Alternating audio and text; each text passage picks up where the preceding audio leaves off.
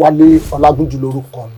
Mo sì jẹ́ alábòjútó àgbà fún ìjọ Divine Seed of God Chapel Ministry tó wà ní 1 Alphonse Road lẹ́yìn NEPA ní Ṣẹ̀ṣà ní ìlú Ìbàdàn, Ọ̀yọ́ State, Nigeria. Sunday Igboho lè sọ̀rọ̀ Yorùbá nation for now. Barada ó lè support TINUBU kó wọlé lẹ́ẹ̀kejì. That's number 1. Number 2, káwa wá ní ààrẹ kúrò ń bẹ̀ lọ́jọ́ ọ̀la. Ṣé Sunday Igboho tún lè jáde láti sọ̀rọ̀ Yorùbá nation? That's not that important issue. Ó ní the differential cause. Sunday Igboho ní the differential cause. Àwọn tó yí káyọ̀ kó sọ pé yá kọ́mẹ̀ sí mú láti kàwé síwájú sí. Ó ti ń lọ sí ipò olórí irú ilé táwọn Awólọ́wọ̀ wà ń gbà yẹn tó dáhùn bàbá wọn yẹ wọ́n ti ń lọ. Sunday Igboho gbọ́dọ̀ sọ̀rọ̀ Yorùbá nation as at now. Yorùbá tún gbógun tì. Wọ́n á ló fẹ́ fọ́ ìjọba man. Ẹ jẹ́ kí n sọ tọkàn fún yín. Wọn ò lè break Nàìjíríà. Tó wáyé ẹ̀kọ́ tó ń bí àwọn agitator yẹn nú nìyẹn. Mo tún come out boldly. So bí 2021 mo ti ń sọ fún ẹ lè break Nàìjíríà. Ní ìran yìí o lábẹ́ Aṣíwájú Bọ́lá Ahmed Tinubu o wọn lè break Nàìjíríà. Ní ìsọ ọ̀la o. Ẹgbà bá àwọn wòlíì tó ń sọ pé kíní kan wọn ò lè break Nàìjíríà lọ́ndà máa yìí. Ọ̀tá méjì ní Yorùbá wà táwọn èèyàn wa o. A wà láàrin ọ̀tá Haúsá, a wà láàrin ọ̀tá Ìgbò. Mo rọ gbogbo ọmọ Yorùbá àti Sunday Igboho ni o, àti Kábíyèsí ni o, àti Gani Adams ni o, àtọmọdé ni o, lókè òkun. Ẹ túmọ̀ pẹ̀lú wa ká bá bàbá yìí sọ̀rọ̀ kó ní ṣọ̀ṣọ̀ Nàìjíríà. Wọn ò lè lé Tinubu come 2027 wọn ò lè. Ẹ jẹ́ ká máa bọ́ọ̀sì káàkiri. In my 2026 prophecy money, ẹ yé dc tẹ́ ń pariwo pé ẹsẹ̀ kan lẹ gbé sílẹ̀ o. Tinubu á gba ẹsẹ̀ kan yìí o. Yàrá ti wúlò lẹ̀. Lẹ́ni yìí o, tẹ́lẹ̀ṣọ̀ bá jáde lẹ́yìn tó conduct election lẹ́yìn. Tinubu will emerge. Lẹ́ni yìí o bí ìsọdẹ́sì ẹ̀ o. Lẹ́ni tí mo bá yín sọ̀rọ̀ tó bá ṣe election Nàìjíríà. Ìgbà tí mo sọ fún ọ tí wọ́n ti Tinubu tó clear gbogbo, wọ́n kàn ra fún PDP.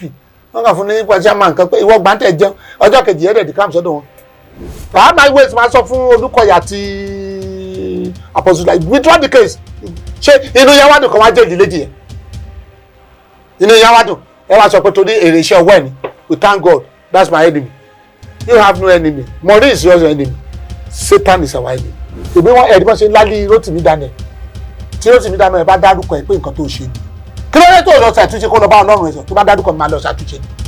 Olúwa mi ò pé o ẹni sọ nǹkan báyìí dédé dàn kí n wá rí bí ọ̀tá.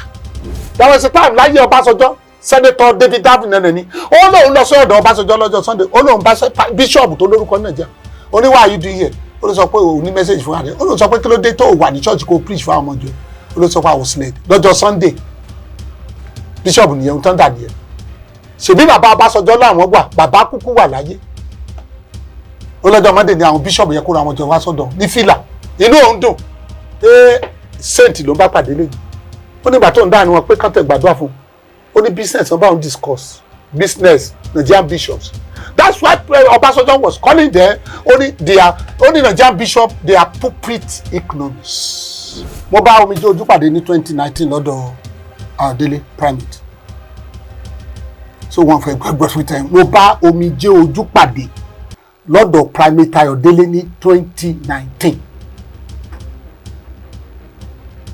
mo sì sọ fún wípé ẹ̀ṣẹ̀ ló ń pa àwọn pípì ẹ̀dá wọ́n fẹ́ sọ fún pé àwọn Adébódù yẹ kì í mọtí mo sọ jáde tó ní mo ti máa ń pàdé tì ṣé wọ́n sọ fún wọn ìmọ̀tí ìyá kan dédé yọkù bẹ́ẹ̀ yẹ ẹ̀ mọ̀ pé kíní ni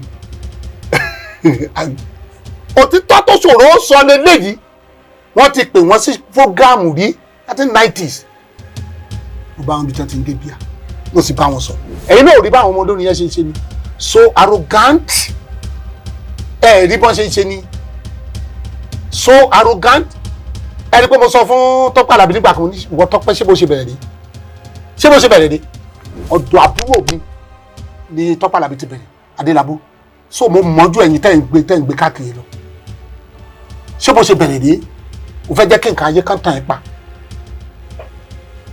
ó ń ṣe bùlàbùlà lọ́jọ́ ẹ̀ ọtí Jésù nípa mi ò jàre gbọdọ̀ tí Jésù wà ní gbàgbé àní akọgbó yìí ṣe wòlíì tí wọ́n bá sọ̀rọ̀ wòlíì ní Nàìjíríà you don't even need to talk ọmọ ìyá ọdún tí mo ti sọ tẹ́lẹ̀ ni wọ́n sọ̀rọ̀ wòlíì íńtánẹ́ẹ̀tì ní ẹ́ ìwọ ìṣe wòlíì